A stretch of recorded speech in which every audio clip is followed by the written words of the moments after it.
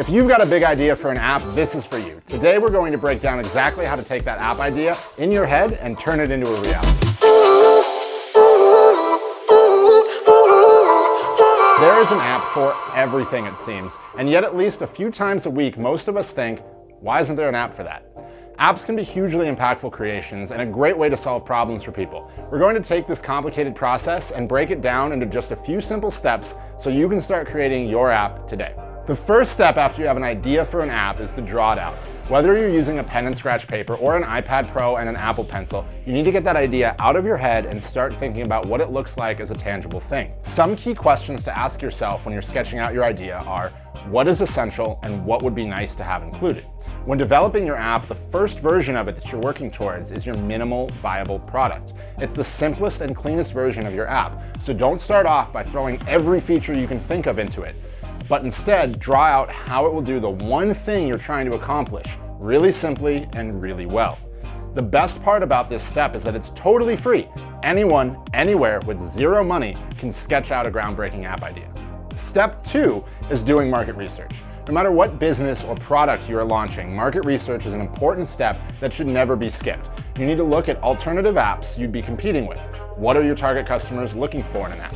What do they need in an app experience? How will their lives be improved by you solving this problem for them? This is also the perfect time to note pricing and business models in the marketplace. This will help you know how to monetize your app. Do you charge for it? Do you have a subscription? Is it free? You need to think through the underlying business plan for your app too. The great thing about the internet is that there are tons of blogs and articles from other app developers on mistakes they made developing their apps, so take time to read resources like that too, and think about how you can apply that insight to your own app. The next thing you need to do is to create a mock-up of your app. Mock-ups are basically a rough sketch of your app user interface and the flow of the app. There is a lot of mock-up software out there, and you can pay for a specific tool or work with a designer and use your sketches to guide them in creating your mock-up. A mock-up does not have exact positioning of buttons and UI elements. A mock-up doesn't use complex colors or have any fine-grained UI elements. It's a blueprint for your app so that when it's time to show your app to an investor, employer, designer, or your best friend, you can show them and explain to them exactly how it works. Step 4 is our favorite part. It's time to dial in the graphic design of your app. Now you can do it yourself, or you can use your mock-up to guide a professional designer. You can probably guess which method we recommend. Professional designers have the right tools and experience to help guide your efforts in the right direction and make a visually appealing final product. Whether you're trying to do it yourself or communicate with a professional designer, don't be afraid of starting with a template. There are a lot of templates out there, and while it might feel derivative at first, it's a good way for you to start and then communicate how the template and your mock-up need to meet in the middle to create something new and unique. What you need to end up with at the end of the graphic design step is a set of image files that can be used as reference for when you're actually coding the interface of your app. The next step has you put your marketer hat back on. How will people find out about your app? How will they learn what it does and how it will change their lives? A well-designed landing page, of course. Even though your app will live in the App Store, people will still need to find it online and want to learn about it. If you're looking for investors, it's a great way to showcase your app's potential before you've built it too. Like with any good landing page, be sure to have a clear headline, an overview of your app, some screenshots or mock-ups on an actual device, a features and benefits breakdown that is easy to read, a backstory or developer story explaining on a personal level what you're trying to do and why you've developed this app, as well as a clear CTA like download our app or sign up for updates, etc. Like with most of these steps, you can choose to do this yourself or work with a professional to design or build your page, or both.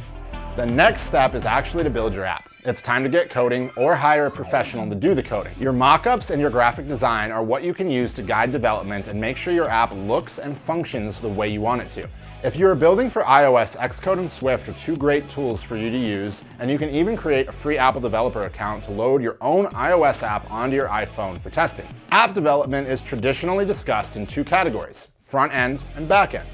Front-end development is what the end user will see and interact with. Back-end development is the functionality of the app with storage, databases, networks, and all of the other not sexy stuff that goes on to make your app work. Is your app going to store user data or assets? The back-end development is how you create the system for all of that to happen. You then marry that with the front end, and that's how you develop an app. All right, we're coming down the home stretch now. Once your app is built and ready to go, it's time to launch it into the App Store and then market it to your audience. Remember your market research from earlier and be sure to create ads that answer the simple question of, what problem is your app solving? Then target those ads at your audience on platforms that they are consuming content on, like Instagram, Facebook, Google, etc. Once the reviews start coming in, don't get caught up in the petty details or let your ego get in the way. Look at how people are enjoying certain things and not enjoying others, and continually work to improve your app based off of that feedback. You can also look at your data and analytics for your app to see what most users are actually using your app for, and then work to improve that experience. That's it. Well, that's actually a lot, but don't worry. Design Pickle is here to make it all a little easier. We're not coders or developers, but we are professionals at design. Taking your sketches and creating mockups for a presentation? Not a problem. Doing the graphic design for your app? We've done hundreds of apps graphic designs. Need that landing page mocked up for your web developer? Not a problem. We can design any visual touch point of your app from the inception through the design and the marketing. All you need to do is have the ideas and manage the developers. We're the perfect partner for the seasoned or first-time app developer. All right, and that's it. That's all she wrote for this one. It was a bit longer than our normal videos, but I hope you enjoyed it. Developing an app is an awesome process. If you have any other tips or insights you'd like to share with us, please drop them down in the comments below. We're happy to read those. If you have any questions also, again, the comments, I'll be checking those. Of course, like, share, and subscribe. We really appreciate it. It helps us keep putting out videos like this, and we'll see you in the next one.